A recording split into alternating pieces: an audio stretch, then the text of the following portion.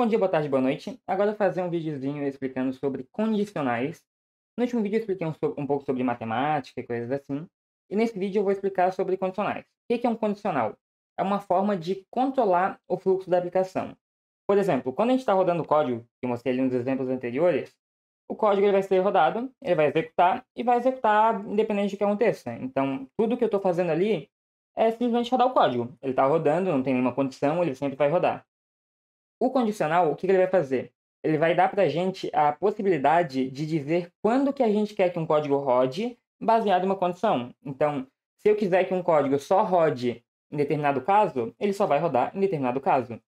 Um exemplo bem simples e prático, por exemplo, um site. Para mim poder editar um post meu em um site, eu tenho que estar logado com a minha conta.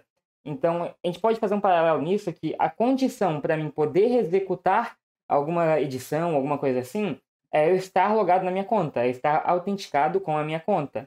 Obviamente, é um pouco mais complexo que isso, tem mais algumas coisas por trás, mas é basicamente uma condição para executar algo, certo?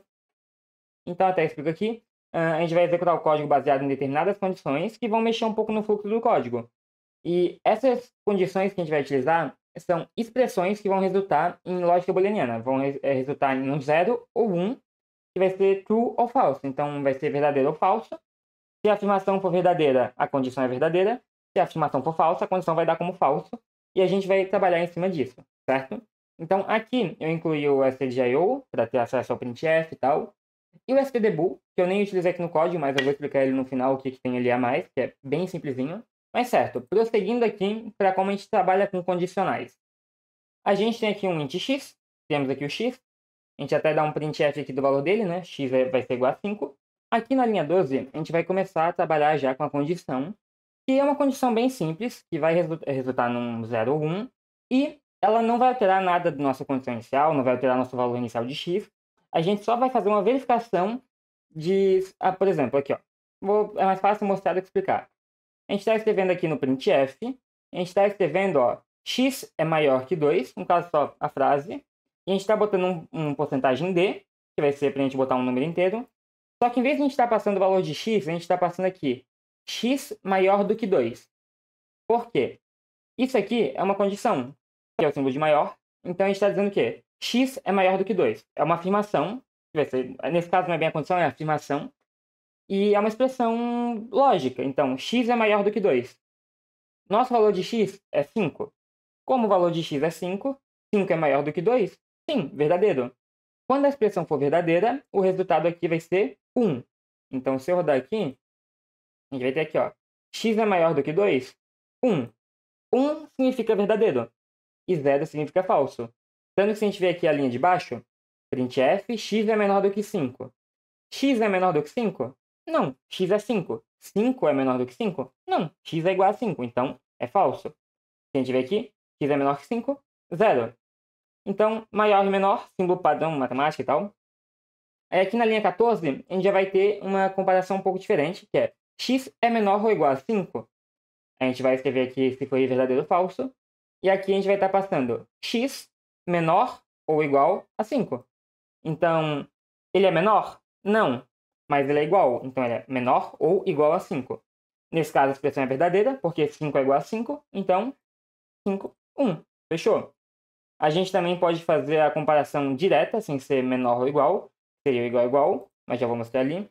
E esqueci de falar aqui, se quiser verificar se ele é maior ou igual, é só inverter o símbolo. Então, se quiser ver se é menor ou igual, é o símbolo de menor com igual. Se quiser ver se é maior ou igual, símbolo de maior e igual depois. Fechou.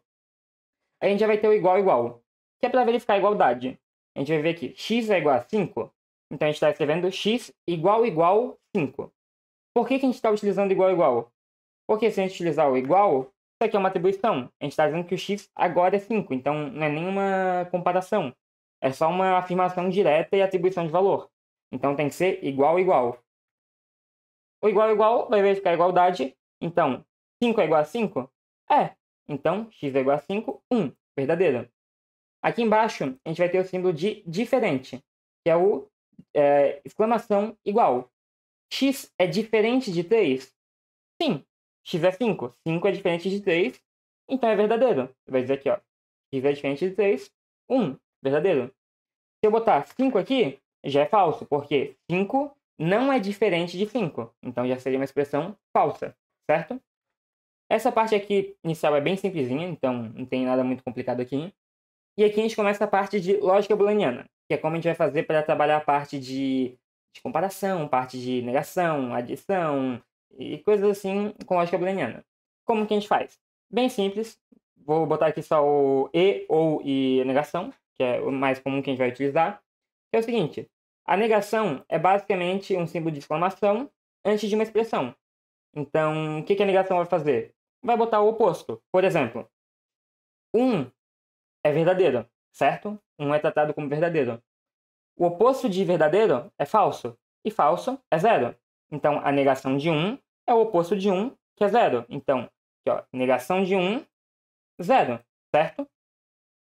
Se eu botar, por exemplo, a negação de um valor verdadeiro, ele vira falso. Se eu botar a negação de um valor falso, ele vira verdadeiro. Ele só inverte como é que é a parte de verificação. Aqui embaixo a gente vai ter daí o e, que é basicamente o AND barra e, que a gente chama. E a gente vai utilizar esse símbolo aqui, que vai ser dois, acho que é comercial, acho que é. A gente vai utilizar dois deles. Então, quando a gente botar uma expressão na esquerda e uma expressão à direita, a gente está verificando se ambas são iguais, certo? Como o e funciona? Aqui a gente vai ter o printf, AND barra e.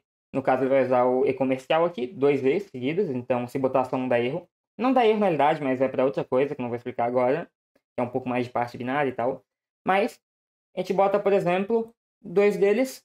E na esquerda a gente bota uma afirmação, na direita uma afirmação. O que ele faz? Ele vai verificar ambas as afirmações e vai ver o seguinte. Se ambas forem verdadeiras, então o resultado é verdadeiro. Se não, é falso. Simples assim. Se o da esquerda for verdadeiro e o da direita é verdadeiro, verdadeiro. Se uma for verdadeira e a outra falsa, é falso. Se uma for falsa e a outra é verdadeira, é falso também. Se ambas forem falsas, é falso também. Certo? E, no caso aqui, por exemplo, 1 e 0, 1 é verdadeiro, 0 é falso. Então, o resultado aqui, a gente vê aqui, ó, é 0. Aqui embaixo, 1 e 1. Se ambas forem verdadeiras, que é o caso, o resultado é 1.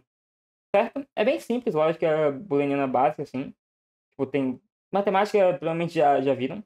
Então, aqui a gente vai ter daí embaixo o OR, que é basicamente para uma verificação que é, por exemplo, se um dos valores for verdadeiro, então a afirmação é verdadeira. Simples assim. Por exemplo, uma aplicaçãozinha que a gente poderia utilizar, ou assim, uma explicação bem simplesinha e bem acima.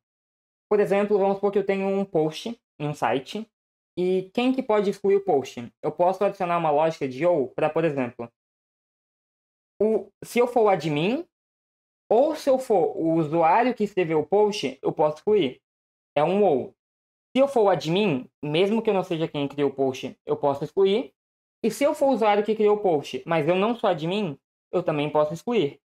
E se eu for um usuário que escreveu o post e é admin, eu também posso excluir. Como é que funciona o ou de certa forma? Se um dos valores, qualquer valor que tiver de um dos lados for verdadeiro, então o final é verdadeiro. Se ambos forem falsos, então o final é falso. Simples assim. Aí, bem de boa, certo? E para isso, para essa parte aqui de lógica, essa aqui, a parte básica de como funciona, e o resto é como a gente utiliza essa lógica para trabalhar com ela. A gente vai utilizar ela em algumas estruturas diferentes, como o if. O que o if faz? Ele verifica se uma condição é verdadeira, e se a condição for verdadeira, ele executa um bloco de código. Por exemplo, a gente tem aqui o if, que em inglês é basicamente se. Então, se 5 for igual a 5, ele vai escrever que 5 é igual a 5. Ele vai verificar essa condição. Se ela for verdadeira, se o resultado dela for 1, então ele vai escrever o que tiver aqui abaixo. Ele vai rodar esse bloco de código, certo? Então, a gente também pode botar isso. Então, se eu rodar aqui, ele vai dizer 5 é igual a 5. 5 é igual a 5. Agora, aqui a gente tem uma condição que é falsa. 5 é igual a 4. Se 5 é igual a 4, ele escreve isso aqui. Só que 5 não é igual a 4. Então, se vê aqui, ele não escreveu essa linha. Aí, para isso, surge o else. O que o else é? Ele é não uma oposição, mas ele é o que a gente vai fazer caso o if falhe. Por exemplo, se eu tenho uma condição que ela pode ser falsa, tipo isso aqui, 5 não é igual a 4, eu posso adicionar um else.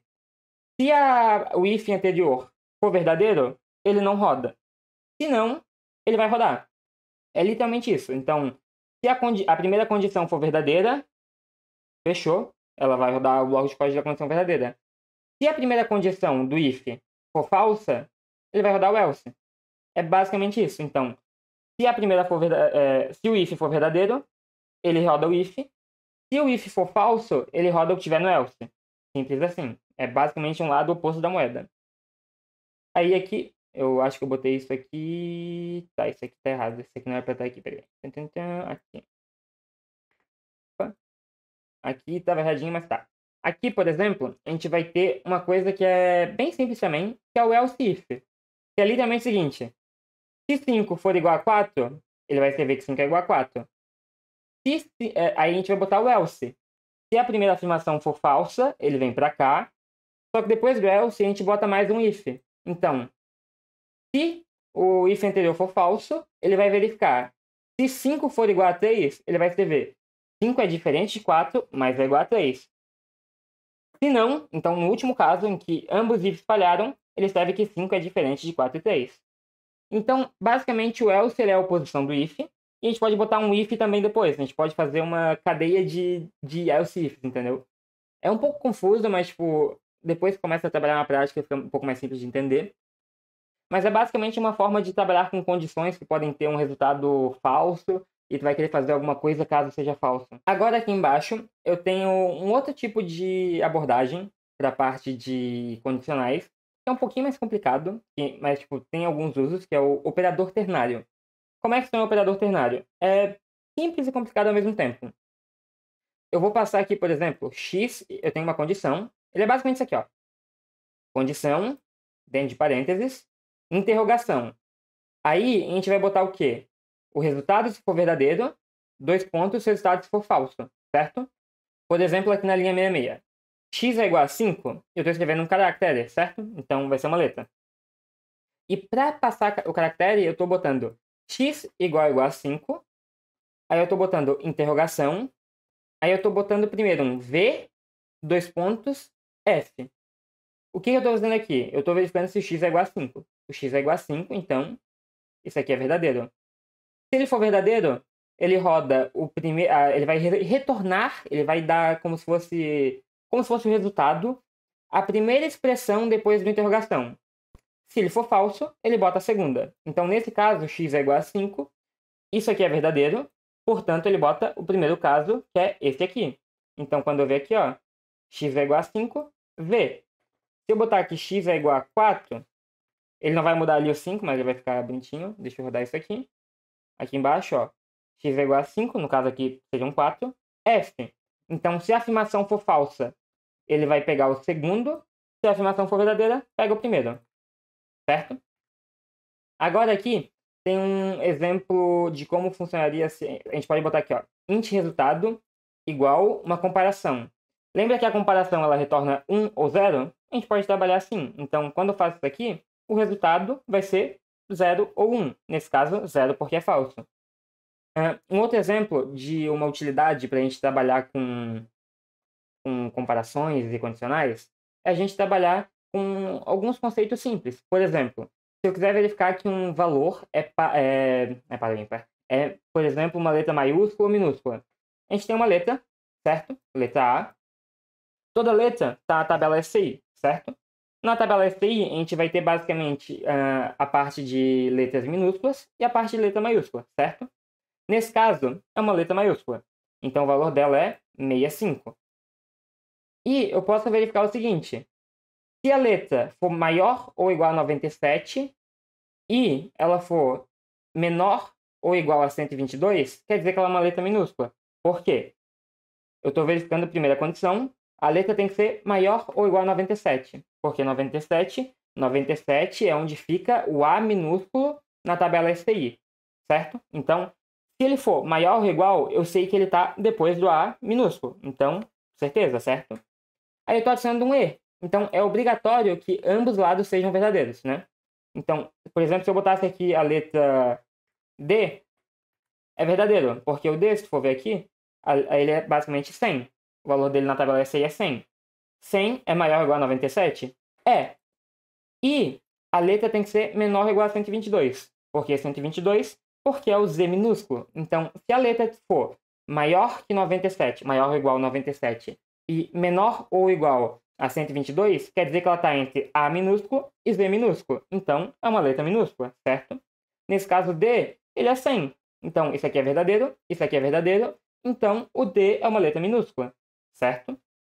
Então, é um pouco confuso, mas tem muita utilidade para isso. Só explicando um exemplo. E um outro exemplo é para verificar se um número é par. Como é que a gente pode ver se um número é par? Ah tá, uma coisa que eu não expliquei antes.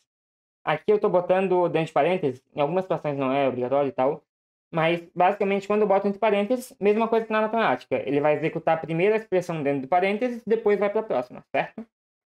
Agora aqui eu tenho um número, que é um long int extremamente grande, não importa o tamanho, nesse caso, mas o que eu estou fazendo?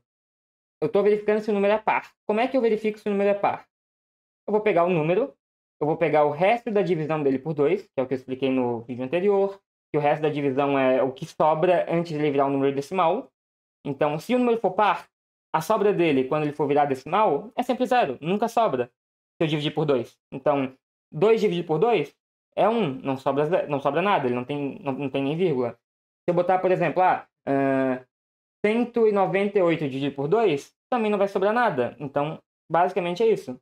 Sempre que eu for dividir um número par por 2, o resultado final vai ser sempre zero de sobra. Exemplificando isso, se eu tenho aqui um número 48, dividir por 2, bem simples, aqui ele vai dar 2 vezes, vai dar menos 4, desce 0, desce 8, vral, 8 dividido por 2 dá 4, menos 0,8.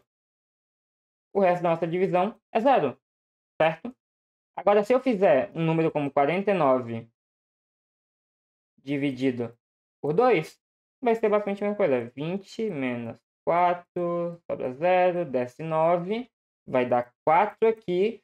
Só que quando eu botar menos 0,8, olha só o que a gente vai ter, 1. O resto da divisão dele é 1. E qualquer número ímpar dividido por 2 vai ser isso. Então, o que significa?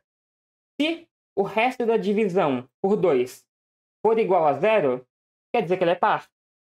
Se não for igual a 0, quer dizer que ele é ímpar. Então, aqui nesse caso, como ele é como termina em 8, ele é par. Então, quando eu rodar aqui, ele vai dar 1. É par igual a 1. Se eu botar 9 e rodar ele aqui, o final vai dar 0.